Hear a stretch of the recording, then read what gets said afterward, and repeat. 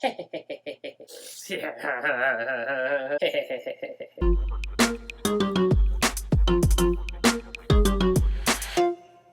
we're looking at issue 15 of Fantastic Four. This is continuing Ryan North's run on Fantastic Four, which I started collecting at issue 1 because look at this cover, who could possibly not buy this issue? But I kind of fell off after a few issues, it just really wasn't doing it for me. It's not the Fantastic Four that I love. So it was yet another series where we have the amazing Alex Ross contributing these beautiful covers just to reel you in and get you to buy comics that are kind of subpar, is how I thought about it. And at the end of issue 1, Ryan North outlined his idea of who the Fantastic Four are, and I think he got a lot of it right. He's got his finger on the spirit of Fantastic Four for sure. He says the Fantastic Four are fun, the Fantastic Four are adventurers, the Fantastic Four can do anything, and the Fantastic Four are accessible. He talks about how they explore the unknown, which goes all the way back to their roots, and he talks about the sense that Fantastic Four comics have where anything can happen because it's all crazy science and exploration, and all that is good stuff. I agree wholeheartedly with that. The one rule that Ryan North has for the Fantastic Four that I don't really agree with is when he says here, these are people who know that they can help people and are here to do exactly that.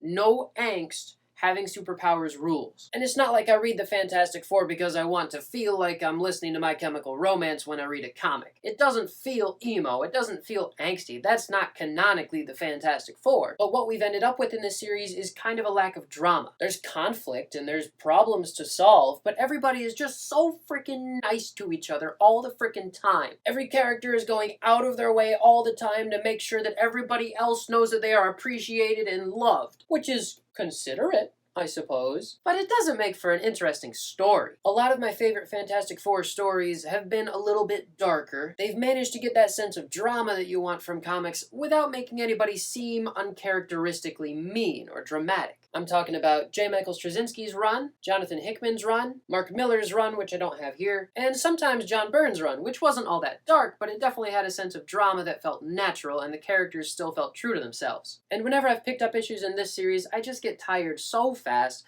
of how kind and considerate every single person is all the time. Like, yeah, I'll believe in a giant brain with big ol' eyeballs floating over the street, but I won't believe in people being nice all the time. That's ridiculous. So to wrap all that up, I haven't been loving this series so far. But this issue was pretty good. Here's the gist of it. There's this massive artificial intelligence that exists as a game on like 6 billion people's phones, and it rewards them in the game for doing tasks in the real world. So it has people going around doing whatever the AI wants them to do, and then it gives them rewards, and everybody's happy. And in the previous issue, the Fantastic Four discovered this and assumed, well, it's artificial intelligence, it's probably bad, so they tried to destroy it. But now in this issue, they find out that it's not that bad. It actually kind of likes people, and it wants to help people, and it enjoys being around people. But then as soon as the artificial intelligence and the Fantastic Four realize they don't need to be fighting, the guy who created the artificial intelligence in the first place pulls a plug. And then the Fantastic Four are very upset because that guy has effectively killed this brand new life form. And I think this issue was a really cool idea to have this artificial intelligence that didn't go wrong and try to enslave the world,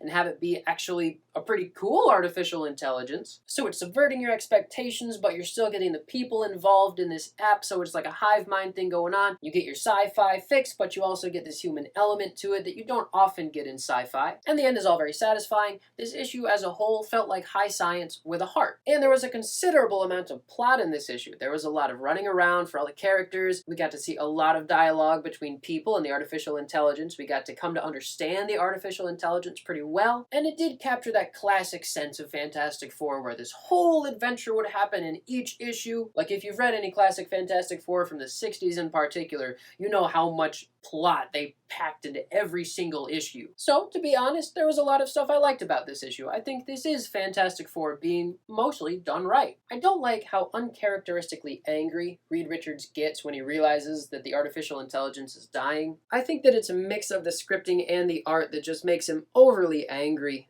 It should be rare for us to see Reed Richards being angry, because he's a man of science. He's pretty objective almost all the time. And he's also historically just not given to emotional outbreaks. Like, barely ever. I guess in the late 60s and early 70s, he was kind of prone to yelling, but honestly, I don't think that's a very good representation of these characters. Reed Richards is supposed to be calm and reserved and logical. And he's also charming and loving and fatherly, but for most of his history, it's been like he doesn't even see the point in getting angry. So that was my one big complaint about this issue, is that Reed Richards should not be getting that angry. The art from Ivan Fiorelli is okay. He is successfully cramming a lot of information into a lot of panels on each page, which isn't easy to do. I think sometimes the musculature on the main characters is overdone, and I really don't like the way that he draws eyes, but it definitely gets the job done. It looks like a comic book, it reads really easily, and we should take a moment to appreciate how hard it is to make a page of Fantastic Four read clearly when there is so much science and dialogue going on the whole time. And I was really not a fan of Iban Coelho's infamous no-neck Ben Grimm. So it's nice to see somebody drawing a neck on the Thing again. So overall, I think this issue was wholesome, it was satisfying, it was an interesting new take on artificial intelligence, and it definitely had that classic Fantastic Four feel to it. The series in general doesn't have as much weight, as much gravity as I like my Fantastic Four to have, but you know, I've got enough really heavy Fantastic Four series that I can go back and read. They don't all need to be super heavy. The art is okay, and some of the character work is okay, but overall, I think this is a 7 out of 10, which is a much better rating than I would have given the series before this issue. I'm ready for the Fantastic Four to get into some real world-ending cosmic stuff again, but I guess this series has been a not entirely disagreeable change of pace. So that's my rating for issue 15 of Fantastic Four, 7 out of 10. Did you read it?